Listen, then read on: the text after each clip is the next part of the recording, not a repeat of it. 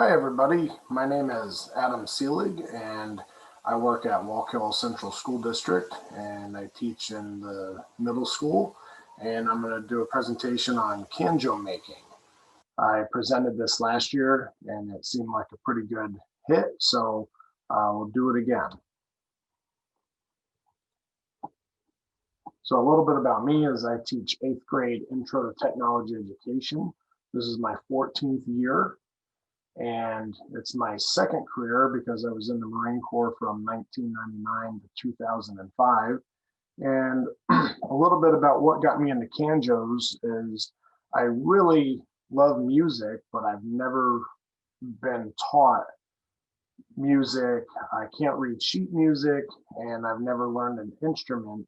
And I also love to make things. So it kind of led me to the path of the Canjos because they are a little bit simpler and easy to make and a lot of fun to play.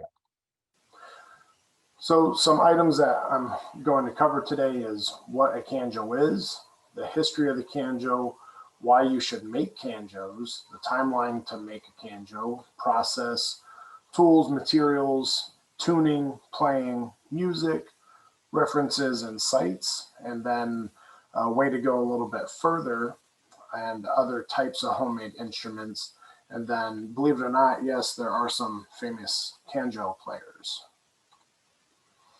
So Canjos are a one-stringed fretted instrument that use the diatonic musical scale, which that basically just means 12 notes, and it's played just like a guitar, and it harkens back to the beginnings of blues, country, and earlier folk music. This is a folk instrument and can be made from pretty much anything laying around, but don't let the one string fool you because there are several songs that can be played on the Canjo, and you can also make up your own songs as well. A little bit about Canjo history. So people would pretty much use anything, and this was back when there was no Amazon and you couldn't just go to town to the music shop and pick up an instrument. And even if there was a music shop, it would probably be too expensive to purchase anyway. But it's interesting that everyone has a desire to play music.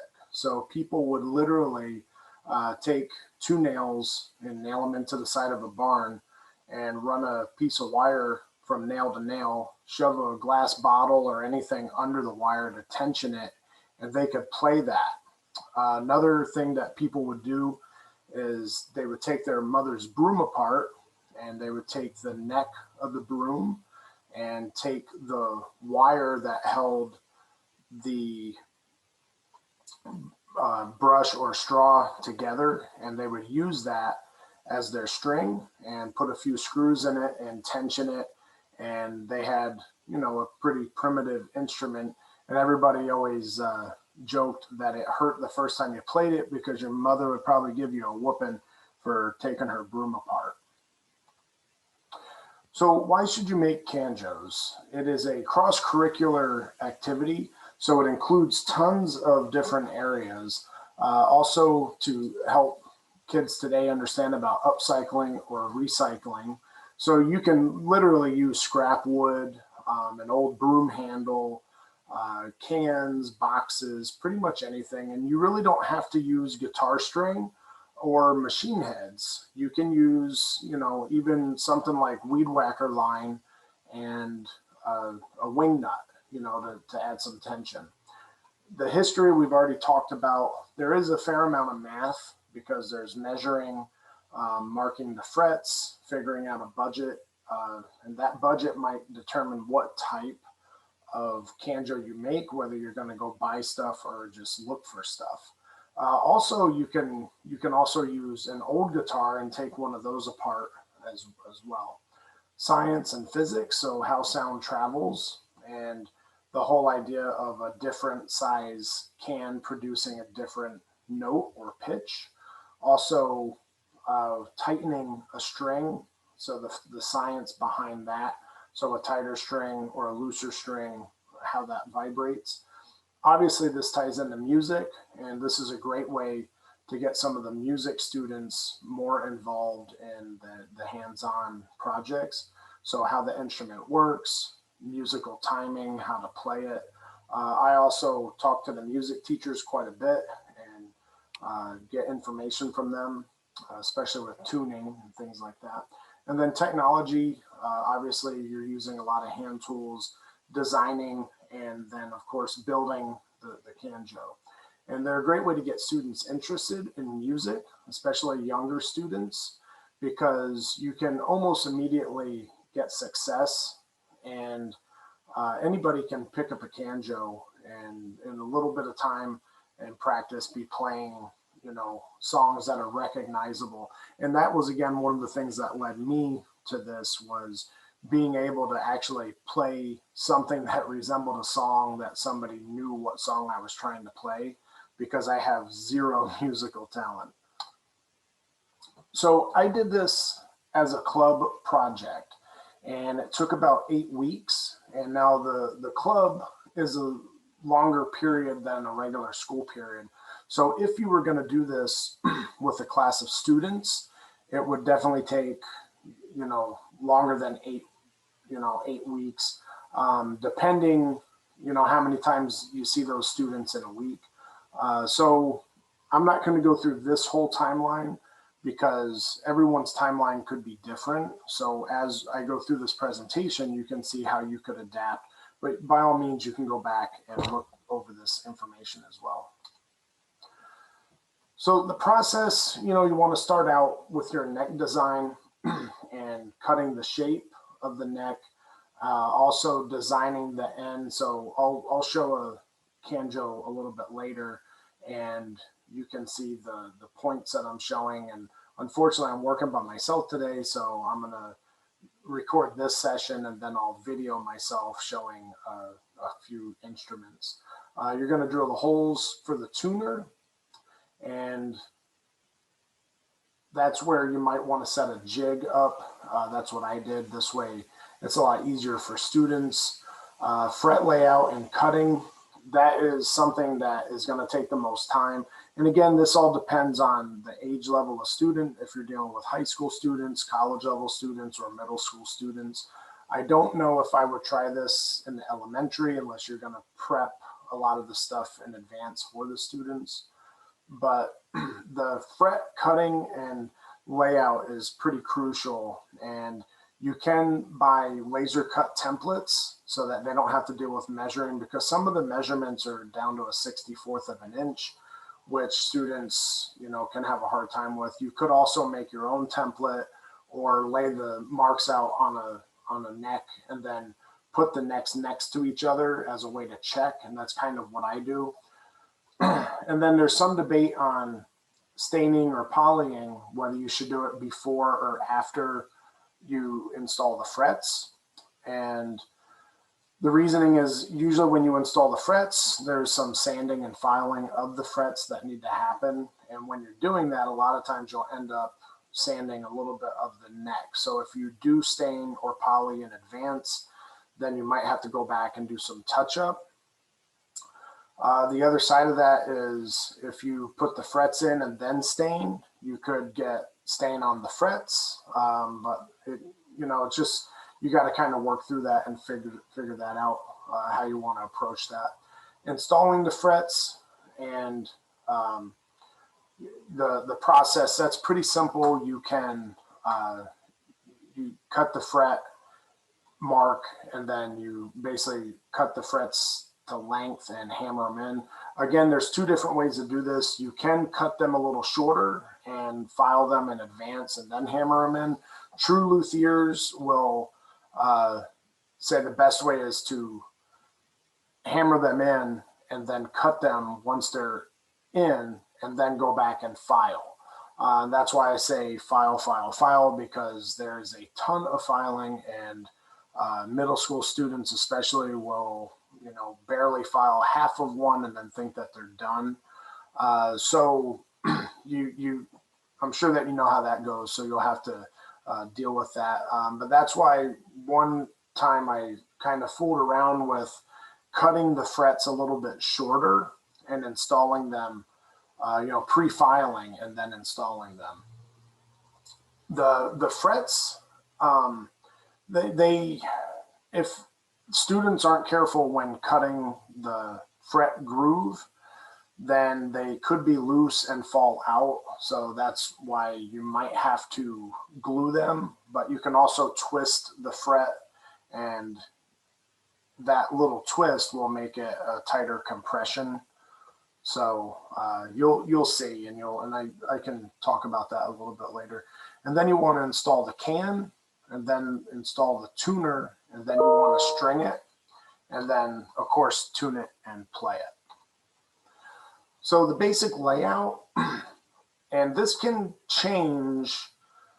You can make it longer than this, but the scale is pretty much preset because the distance from the nut to the first fret, that's like a set distance. So everything else is adjustable. So the distance of the size of the can, so that's you're gonna kind of want to have your can before you start this so that you know how much of a neck that you're going to need. And the spacing that I'm using here, from the size of the can, I like to leave about an inch above the can before I start the picking divot. And that you don't have to, but that's just what I found. I like how that looks, and it gives you a little space. And then of course I like to leave about an inch from the end of the picking divot to the first fret. And then this area is all of your other frets, and then the nut, and then the tuner gets installed here. And then this area too is totally up to you. You can make that longer. This is where kids like to have, they can round this, or they can, I had one student make it kind of a hook, and, one student carved a heart into it. So that's where you can get a little bit more inventive. And the big thing though is the layout of the frets, because that will affect the sound. And then of course, the positioning of the nut and the frets. So I'm not going to read through all of these terms, but it's probably good to know. And when I do this with students, we go over these because it's kind of hard to have a conversation and explain to them if they don't know what you're talking about. So terminology is of course important, but you can read through that on your own. And then these are some of the tools and materials. Now, of course, you don't really need all of these, and you can also probably make your own. So this is a fretting miter box, and I found with middle school students, it definitely helps to have that. But of course, you could make your own if you wanted. If you're dealing with high school students, you might even, just use a square and let your fret saw ride against the square. I mean, that's another way that you can do it. This is to wind the string. So this hooks onto the machine head, and you turn it. You really don't need that. It's just a lot faster. But I've also found, certain students, you don't want to let them use that because they'll end up going a little crazy. Same with this is a thumb pick. This is what I like. You could use a regular guitar pick, or you don't even really need a pick. You could also even use something like a penny. So if you're on a tight budget, maybe you don't want to buy these. You can have, kids just figure out their own. You can also make your own. Strings, again, this is what's recommended if you do a lot of the research. But you can really use anything that you want. I've even seen people use weed whacker line, and that works. I mean, it's probably not going to be as clean of a sound, but it's, you can do it. Hammer for the frets, you don't necessarily need that, but I like to use a fret hammer. You can use a block of wood and hammer the block of wood, but you definitely don't want to use just a regular hammer because you can dent the frets. This is to cut the frets. Again, you don't have to use the fancy stuff. These are, $9 a piece, but you can just use a regular pair of needle nose pliers. It's just not going to cut it as close to the neck. But that goes back to the whole conversation from earlier. Are you going to cut the frets shorter and file them before installing them, or do it the more traditional way, which is installing them and then cutting them after the fact?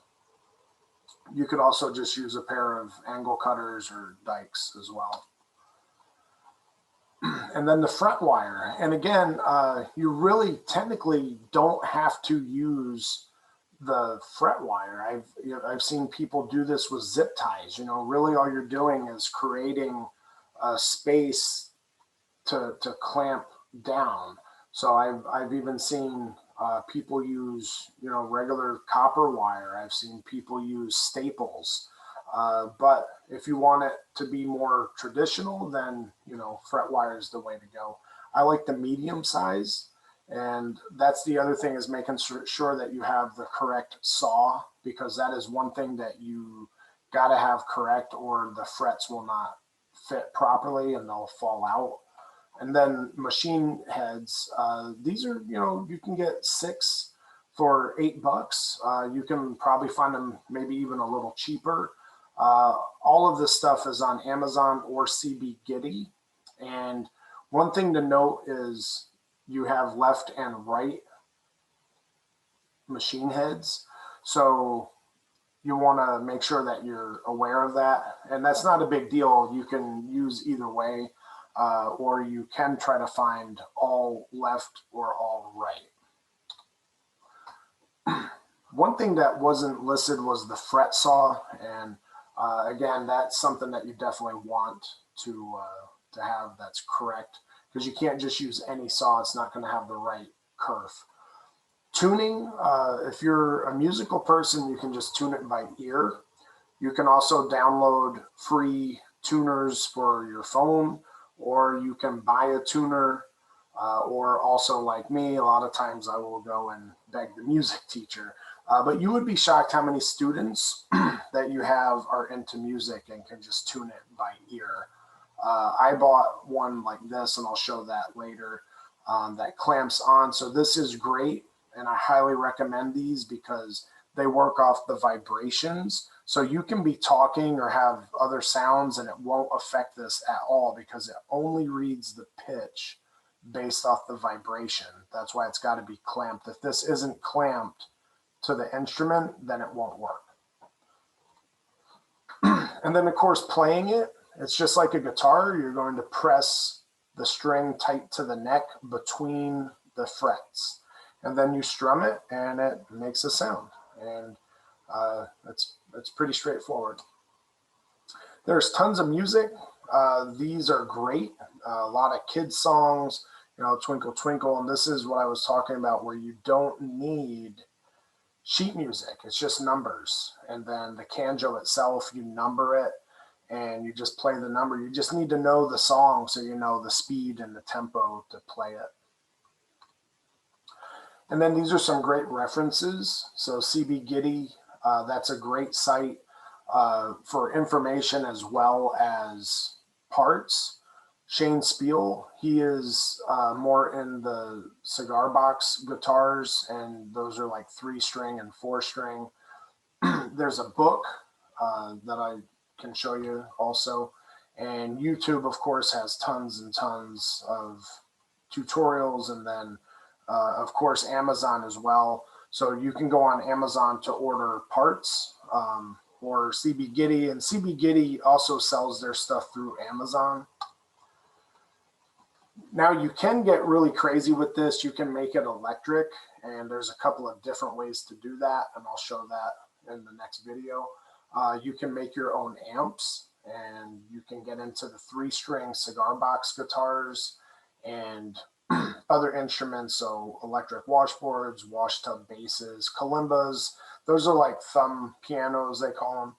And I always like to joke around and tell the kids that, yes, we're going to start a band. But in all reality, that is something that you could do. And I've always wanted to run enrichment program like during the summer at the high school, where students, music students would select instruments and everybody can make their own. and then at the end you could have a concert, and I think that would be great.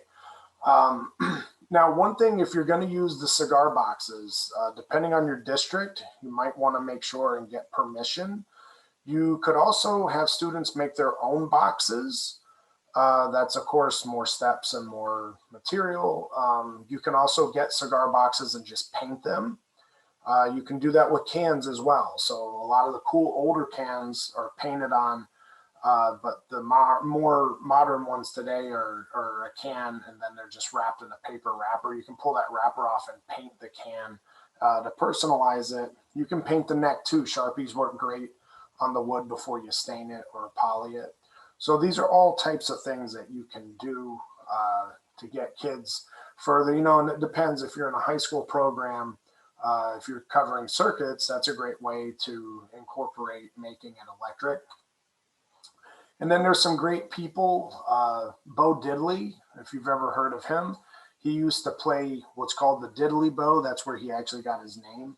And that's how he learned to play, and then eventually, played other instruments. Justin Johnson, he is incredible on a 3-string guitar as well as all kinds of other guitars. C6 Steve, he's really good. He plays a 2-string Canjo, and this is Shane Spiel. He plays all kinds of stuff, and he has a great website where he shows lots of plans for all kinds of old stuff, like Civil War era cigar box fiddles and things like that. And if you get far enough into this, you could be the next big Canjo star. So that is the end of this portion, and then I will now show you some of the different instruments, and hopefully you enjoyed that. And if you have any questions, by all means, you can email me. Hi everybody, this is the other half of my presentation, and I'm working by myself, so hopefully this goes well. I wanted to take a moment and show you some different styles of Canjo. This one you can see I did a 2-tone stain, and that was something I had mentioned during the PowerPoint portion, was you might want to decide whether you're going to stain before or after fretting. And I also have a lot of tools I would like to show you. So I'll start with the fret saw, and this is the miter box. Again, you can make this yourself. The fret saw is super important though, because the kerf that you make, the fret to have a compression fitting has to be the correct saw. There's a few different types of frets. Sometimes they come slightly rounded, and that just makes them easier to hammer in, or they can come straight. This one is also gold versus silver for your color schemes. This is a template that you can buy on CB Giddy, and if you're making a lot of these, this might be worth having. So you put this on, and then you can mark your frets instead of having to measure everything out. These were the fret cutters, so you can see they're basically, a pair of nippers, but you can use diagonal cutters, all sorts of other things. And again, you could cut the frets before you install them, or install them and then cut them as you're installing them. It just depends. This is a fret hammer, so you can see it's got the softer head to it, so you don't damage the frets. This is a fret file. Again, you could probably make one of these yourself, but this, once you've installed, you can run this along the edge and it will angle your frets, so it helps in the filing process. All of this is optional, and you might be able to use other items. This is a fancier file. This is for fine tuning. I don't know if you can see it, but 2 of the sides are not knurled, and the other 2 sides are. So when you're running this on the wood, the smooth side will not gouge the wood. This was the winder, so this goes on to the machine head and you can turn it, and that makes it easier to do your tunings. There's all sorts of different machine heads for different color schemes. This one is a skull, which is pretty cool. Kids seem to love it. You just have plain black ones. You also have, you can get different corner fittings just to give it a different look if you're doing cigar box guitars. You also probably want to have an assortment of different sizes and types and colors of screw. This is the tuner that I had mentioned. This clips onto the end, and when you do that, this will now not be affected by any ambient noise, so because it reads the vibrations from the neck. I also like to use stamps sometimes for numbering. So if you look on the side of the Canjo, you could just use a Sharpie, but sometimes it's nice to actually hammer that in, and then you can fill in the indent as well. These are some basic, strings that you would order. I will show you some other instruments as well. This is another Canjo. This one's electric, and also you'll notice the insert here compared to this one. So this is a larger can. So if you were to attach the neck to the outside of the can, then it could make it a little bit more uncomfortable when you play it. I'll show you the electric part in a moment. If you are going to make it electric, this is a piezo pickup. It's basically a ceramic disc, and then there's some soldering. So if you're doing a high school level, if you want to get into some circuitry. Also, you would need the jack. So these get soldered on, and that's where you would plug in for the amp. You can also have what's called a rod pickup, but this would go in the bridge. And then, so this is a cigar box ukulele. So you can see, use some of the corners on this, and I went with some brass rod for the fret markers, so you can get as creative as you want. And this one is also electric, so you can see the jack right there. This is a 3-string cigar box guitar, and again, I have the jack to make it electric. The neck did some two-tone, little bloodwood and zebra wood.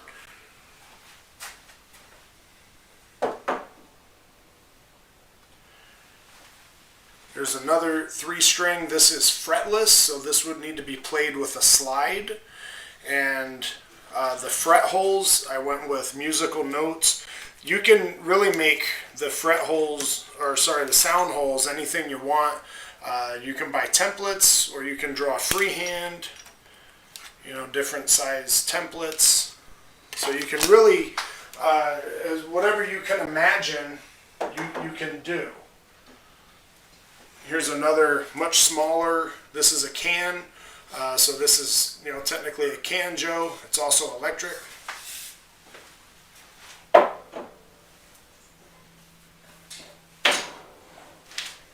As I had mentioned before, if you don't find interesting, fun cans, you can always just take a can and spray paint it, or have the kids paint whatever designs on it they want.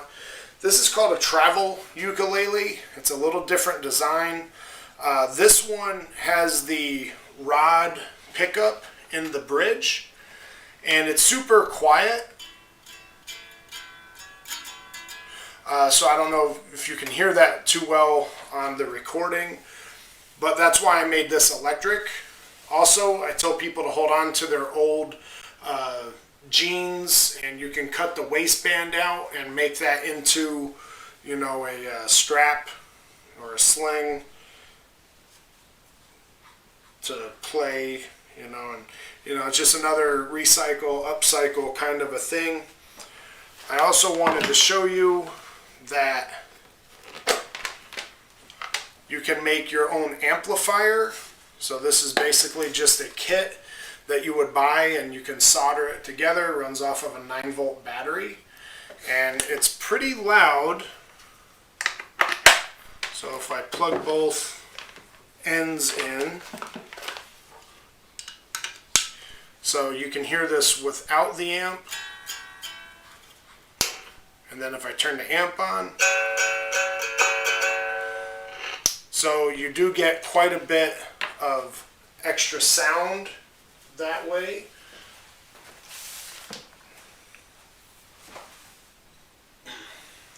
This is technically a diddly bow, which is a little different, so I'm using a cigar box. It's also not fretted, so this would be another instrument that you play with a slide. I wanted to show you, this is an electric one, so it has the piezo pickup, and usually just hot glue. You can hot glue those down. You probably also want to hot glue the wires in place so that they don't move around and make noise while you're playing.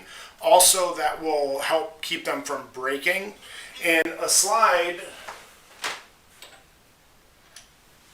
can be anything metal or glass. I've seen people use sockets from like a socket set, or a piece of glass, you know. And, you know, so you can play around with that and get a lot of different sounds and noises. Also, a very cool thing I have found to do with the old style telephones is you can take them apart, wire in a jack, and make it into an actual microphone. I have to hold this away from the speaker or you'll get feedback.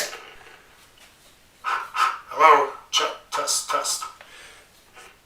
Test, test. So I'm not sure if that's coming through too loudly with this amp. If I use a different amp, you can really crank it up and it works pretty well.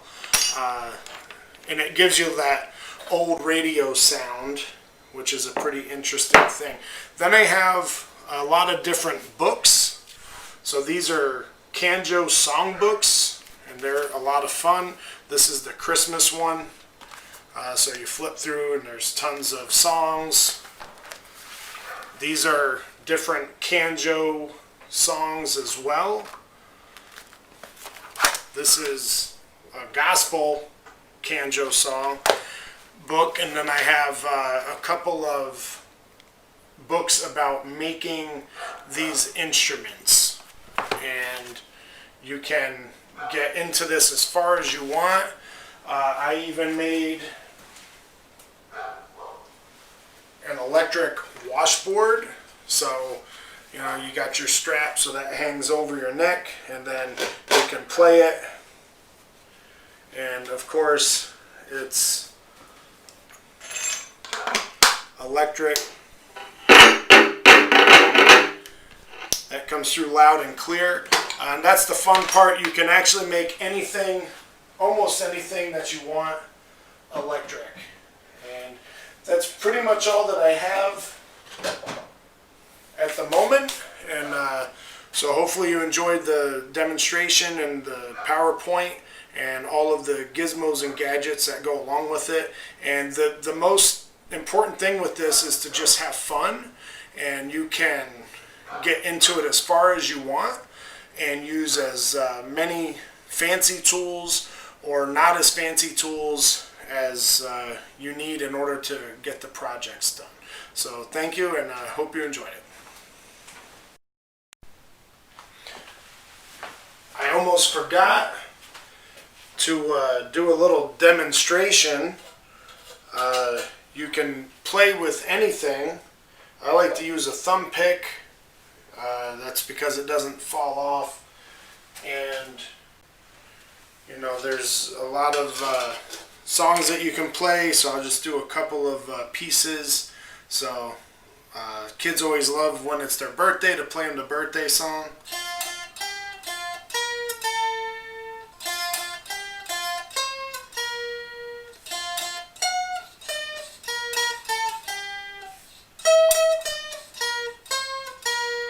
And then if you want to hear another, this is a different size can, so it'll have a different sound.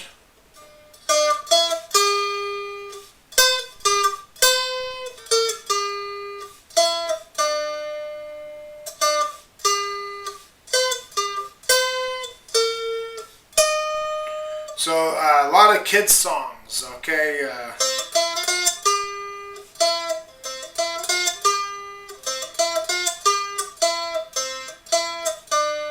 So you might recognize some of these. And then you can always just play around and make up your own.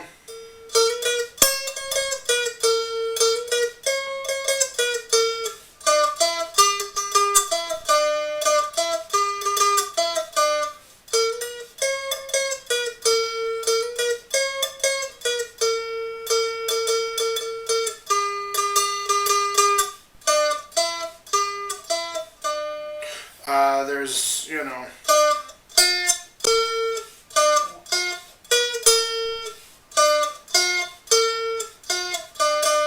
so, and again, as I've mentioned, I am not an overly musically talented person, so for me to be able to play anything that resembles music and songs, I think is a great thing. And so as soon as you get building, you'll be hooked and want to keep building.